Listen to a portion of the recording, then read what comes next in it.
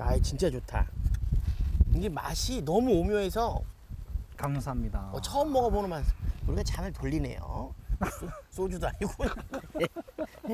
색깔이 야, 이걸 알고 이게 자소밭에서 먹으니까 더 한맛 하는 것 같아. 저 빨간 거하고. 많은 분들이 찾아와서 직접 드셨으면 좋겠다. 그러니까 이 자소밭에서. 아마도 세계에서 가장 비싼 기름이 아닐까. 최고의 기름이니까.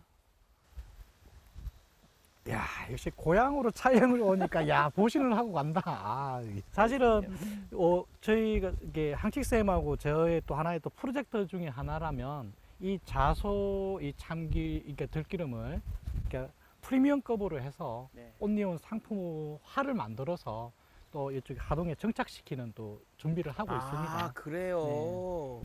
그냥 구할 수도 없는 되게 진짜 소중하고 귀하신 분들한테만 들을 수 있게끔 그렇게 상품화를 만들려고 저희가 이제 또 혹시 저기 여기는 중입니다. 투자 유치는 안 하십니까? 투자하면 대박 날 것 같은데? 투자 유치 받아주시죠. 원석직 정도는 받아줘야 되지 않겠습니까? 그렇죠? 대박 날 것 오래 같은데? 해보겠습니다. 거의 대박 날 것 같은데? 네. 자, 그러면 이번에는 장아찌. 요건 그냥 밥 반찬으로 먹는 네. 거죠? 먹는데. 색이 굉장히 이쁘죠. 어우, 좋다. 향이 가득한. 좋다. 표정 살아있네. 진짜 좋다. 진짜 맛있다. 자, 밥이랑 먹으면 예술이겠어. 우메보시까지 먹어봐야죠. 예. 저는 이거 무지하게 좋아합니다. 먹기 쉽지 않은데. 난 진짜 좋아해요.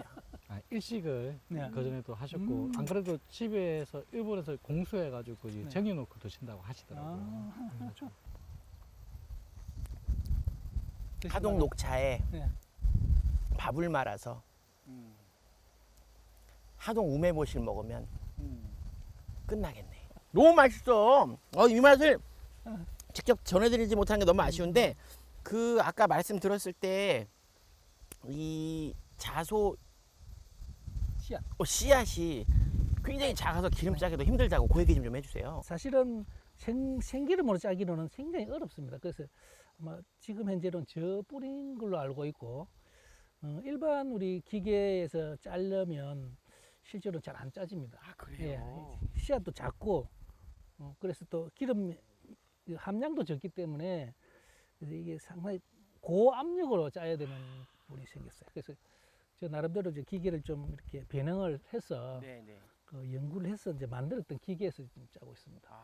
여기 같은 경우는 아까 뭐 산 좋고 막 물 좋고 이렇게 하는 부분들은 산이 이제 고가 높거나 이렇게 되면 보존 지역이다 보니까 6차 산업이라 하더라도 이곳에서는 가공 시설이 들어올 수가 식품제 네, 아예 허가 예. 자체를 받을 수가 없습니다. 그래서 여기서 경작을 하지만 네. 여기서 한 10분 거리에 있는 네. 또 짜는 데는 또 그쪽에 면소재지. 면소재지 내려가서 이렇게 해야 되는 부분들이고요.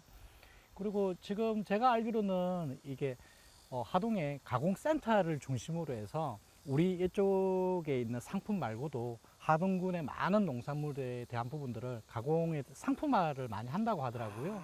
근데 거기에서 또 회장님을 단체 회장님을 받으셨다고. 그 가공센터를 운영하는 조합의 이제 대표를 맡고 있죠. 예, 축하드립니다. 네, 축하드립니다.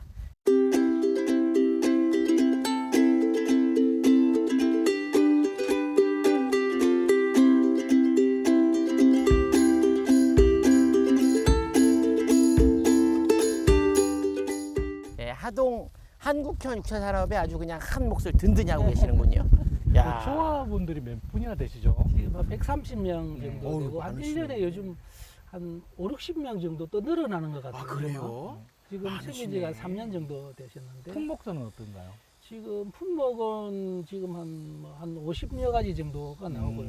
그래요? 예, 그 가장 중요한 거는 이제 이렇게 제조 이제 업체가 없다 하더라도 거기서 만들어서 팔 수가 있잖아요.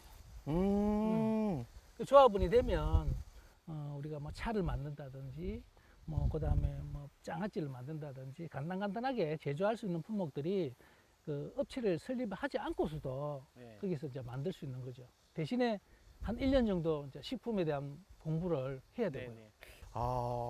대표님의 이야기를 쭉 듣고 있으니까 대표님이 하동에서 굉장히 성공적인 귀농을 하시고 농블레스로 거듭나시고 이것도 굉장히 대단합니다만 하동이 어떤 귀농 귀촌에 적합한 시스템들을 가지고 있다는 생각이 드네요.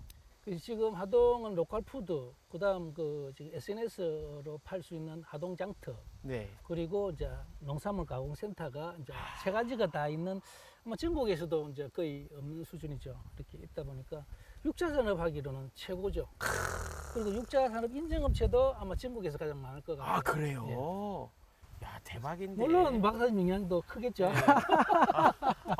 뿌듯하시겠습니다. 아닙니다, 네? 아닙니다. 뭐, 고향에서 아주 그냥 뿌듯하시겠어요. 아유, 네? 뭐 저보다는 이렇게 6차 산업을 하시는 분들이, 그러니까 분들이 많아진다는 것보다는 6차 산업이 살 길입니다. 대한민국 농촌에. 근데 그런 부분이 늘어난다는 것은 우리 농부님들도 생각 자체가 바뀌셔서 아하. 정말 6차 산업을 하지 않으면 힘드시다는 인식 변화가 생겼다는 게 개인적으로 되게 보람되는 것 같은데요. 더 중요한 거는 이게 가공을 통해서 이 귀농하시는 분들이 굉장히 많이 오신다는 거거든요. 네. 오셔서 귀촌하셔서 오셔서 이제 상품을 만들어서 또 판매하시는 분들, 이런 분들이 이제 하동에 오시면 굉장히 좋은 거죠. 일단 우리가 지금 공유사회라 하지 않습니까? 농산물 가공센터에 가시면 좋은 기계 많으니까 거기서 제품을 만들면 되거든요.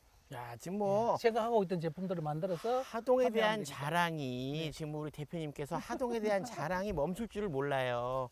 자 그러면 우리 대표님께 여쭤볼게요. 처음부터 하동에 이렇게 귀농을 와야겠다. 뭐 어떤 결심하게 된 이유 뭐 이런 게 있었어요? 꼭 가동을 결심한 건 아닌데 네네. 실제로 이 땅이 있었기 때문에 제가 네네. 이제 왔었는데 실제로 여기 오고 나서 저희 고향과 또 비교를 해보기도 하잖아요. 근데 이게 자연이 너무 좋습니다.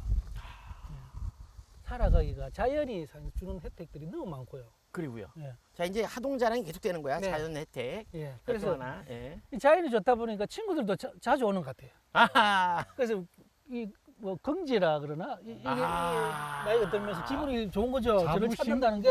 자금. 야, 그렇죠. 오는 사람마다 부러워하는 거죠. 예. 야 예. 좋겠다, 부럽다, 막 이러니까. 예. 네. 또 그런 부분들이 자연이 이제 일단 좋고, 두 번째 아까 이야기했다시피 어떤 인프라들이 많이 구축이 아. 되어 있는 부분이 있고. 귀농 귀촌에 아주 적합한. 네.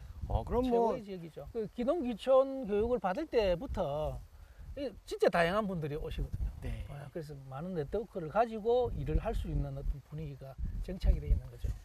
우리 하 대표님께서 너무 많은 말씀을 해주셔가지고 저기 박 교수님께서 하동자랑 또 뭐 할 거 있어요? 이제 없지 않아?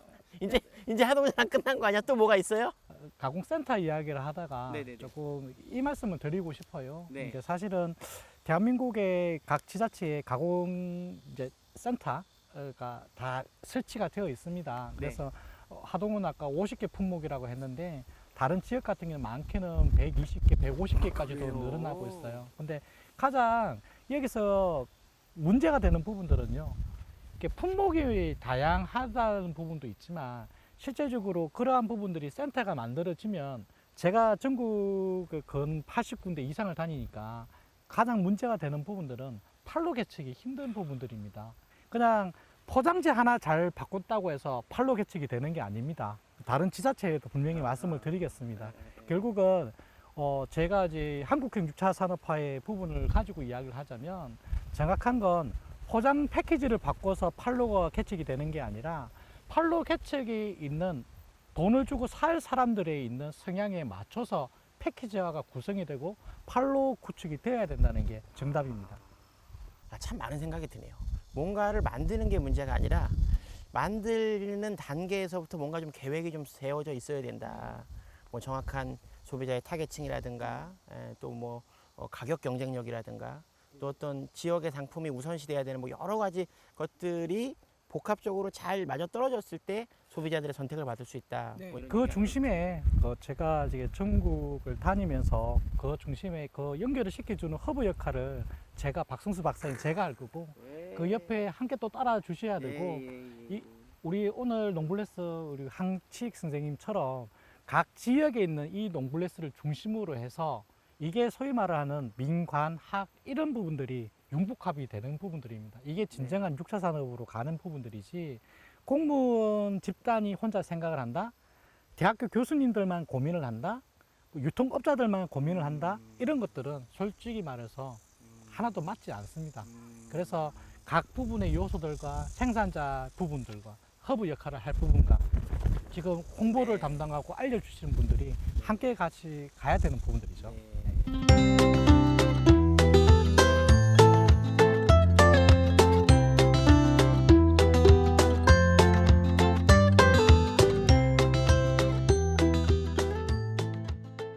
사실 하동의 아들 박 교수님께 이런 질문을 드리면 너무 편파적이지 않을까 하는 생각을 하는데, 그래도 여쭤보고 싶어서 하동의 아들 박 교수님이 생각하시는 하동 6차 산업, 하동 한국형 6차 산업에 나아갈 방향 뭡니까?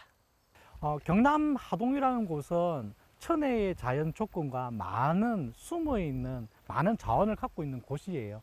근데 6차 산업이라는 부분들이 이렇게 쉽게 말을 해서 농산물 중심, 뭐 관광 중심, 가공 중심 따로 돌면은 정확하게 되는 게 없습니다.